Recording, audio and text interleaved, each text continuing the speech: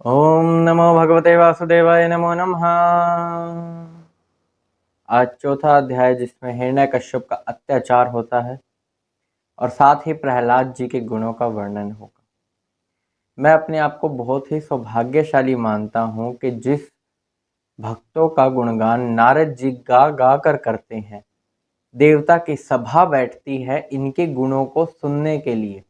भले ही है दानव, हिरण्यकश्यप का पुत्र था प्रहलाद, लेकिन इनके गुणों को सुनने के लिए देवताओं की सभा बैठ रही है, बड़े बड़े सिद्ध ज्ञानी बैठते हैं, उनके गुणों का गान करने को मुझे मिल रहा है, तो यह भी एक बड़ी बात है मेरे लिए।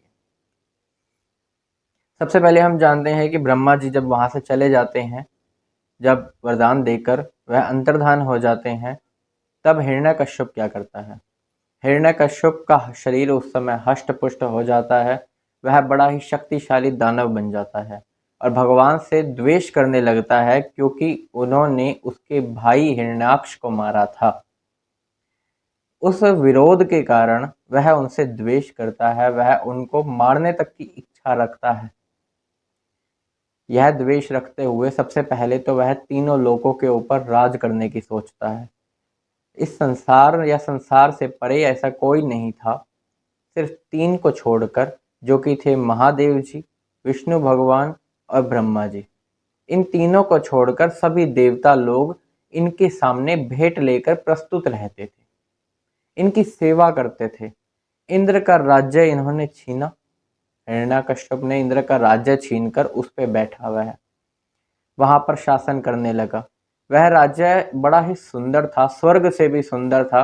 वहां पर बड़ी ही सुंदर अप्सराएं थी और बड़े बड़े सेवक थे जो उनकी हमेशा सेवा किया करते थे।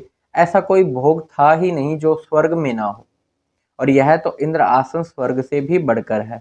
वह उत्कट नाम की कोई मदिरा पीकर हमेशा मतवाला ही रहा करता था। उसे जो चीज चाहिए होती उसे वो चीज मिलती।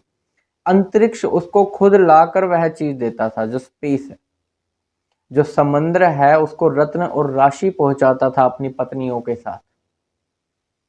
जो घाटियां हैं पर्वत की, वह उसके लिए खेलने का स्थान बनाती थी। पर्वत और वृक्ष खिलते और फलते फूलते ही उसके लिए थे। वह जो चाहता उसे वही मिलता, चाहे वह बीज बोए चाहे ना बोए, लेकिन जो उसको चाहिए जो उस फल की प्राप्ति वह करता था। देवता हो, गंधर्व हो, ऋषि हो, राक्षस हो, भूत हो, प्रेत हो, चाहे कोई भी हो, सब पर उसने राज जमा लिया था। एक तरह से बड़ा ही शक्तिशाली दानव बन गया था और सभी प्राणियों के राजा जो थे, जहां भी राज्य थे, सभी को उसने हड़प लिया और हर जगह वह जीत हासिल कर चुका, क्योंकि ब्रह्मा जी के जो वरदान है वह कभी झूठे नहीं पड़ते। उस वरदान के कारण वह बड़ा ही शक्तिशाली था, लेकिन इन तीनों के ऊपर उसका कोई जोर नहीं चला, क्योंकि यह त्रिलोक स्वामी है विष्णु भगवान, और इनसे उत्पत्ति हुई है महादेव जी की और ब्रह्मा जी की, जो उनकी नाभि से रूप की कमल से प्रकट है। अब हम जानते हैं कि हिरण्यकश्यप का इतना अत्याचार होने पर लोगों की क्या भावनाएं हैं। लोग अपना बड़ा ही परेशान हैं, देवता लोग भी परेशान हैं, ऋषिगण भी बहुत परेशान हैं। वे मन ही मन भगवान को ही याद करते हैं। वे अपना खाना पीना सोना छोड़ चुके हैं और वह हमेशा भगवान की भक्ति में लगे रहते हैं कि भगवान हमारी कभी तो सुनेंगे। उनकी आराधना करते हैं कि हमारी रक्षा करो, हम संकट में हैं, इस राक्षस ने हर जगह अपना राज जमा रखा है। भगवान जब यह सब देखते हैं, एक आकाशवाणी होती है मेघों के द्वारा, और उस आकाशवाणी में कहा जाता है कि तुम्हें डरने की कोई आवश्यकता नहीं है, बस कुछ समय की और प्रतीक्षा कर लो, इस दानव का वध मैं स्वयं करूंगा। इस दानव का यहाँ रहना उचित है ही नहीं, इसका जो अंत है वह निश्चित है। इसको तो दंड मिलकर ही रहेगा, क्योंकि जो देवता, ब्राह्मण, गो, पृथ्वी, इनके ऊपर अत्याचार करता है, ऋषिगण, यज्ञों में बाधा डालना, देवताओं को बुरा भला कहना, हमारे विष्णु भगवान से द्वेष भाव रखना, उसका तो अंत निश्चित है, उसका मरना पक्का, उसका विनाश पक्का। हालांकि हिरण्यकश्यप घमंड में इतना चकनाचूर हो गया है, पर है तो वो दास ही अपनी इंद्रियों का। जो उसकी इंद्रियां मांग रही हैं वह वो कर रहा है, तभी तो उसे इतनी सारी लालसाएं हैं। लेकिन यह एक तरफ से देखा जाए तो श्राप के कारण हो रहा है, जो सनका आदि ने जय और विजय को दिया था, जिसके बारे में हम पहले जान चुके हैं इसे पिछले अध्यायों में, इसी स्कंद में। अब हम जानते हैं कि हिरण्यकश्यप का यह प्रकोप बढ़ने पर मेघवाणी होती है, जिसमें यह कहा जाता है कि हिरण्यकश्यप का वध होगा और लोगों को तब शांति पड़ जाती है। देवता लोग भी शांत हो जाते हैं कि हाँ, कुछ समय में इसका वध हो जाएगा और हमारी परेशानी का हल हो जाएगा। हिरण्यकश्यप के 4 पुत्र होते हैं, उनमें सबसे छोटे होते हैं प्रहलाद जी। इन्हीं के गुणों का गान होगा इस अध्याय में। अब ये प्रहलाद जी जो हैं, यह भगवान के भक्त थे। हालांकि यह एक दानव का पुत्र हुआ प्रहलाद, लेकिन इनके जो गुणों के गान हैं यह तो देवता लोग भी करते हैं। नारद जी तो बड़े प्रसन्न होकर इनके गुणों गान करते हैं, और यहाँ भी नारद जी राजा युधिष्ठिर को यह सब सुना रहे हैं।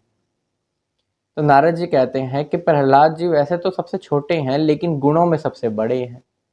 महात्माओं का, बड़ों का आदर सम्मान करना, गुरुजन की सेवा करना, भगवान श्री कृष्ण में भक्ति रखना, किसी भी भक्त के गुणों का गान करने के लिए उसके में सबसे बड़ी बात यह नहीं होनी चाहिए कि उसमें गुण क्या क्या है। उसके लिए इतना ही पर्याप्त है कि उसकी शुरू से उन श्री कृष्ण भगवान में भक्ति है। तो प्रहलाद जी के भी गुणों में सबसे बड़ी गुणवत्ता यही है कि उनकी बचपन से ही भगवान श्री कृष्ण में आराधना है, भक्ति है। वह उन्हीं से ही बचपन से प्रेम करते हैं। सोते बैठते खाते पीते चलते उठते सिर्फ उनको उन्हीं का ही ध्यान रहता है, श्री कृष्ण श्री कृष्ण श्री कृष्ण।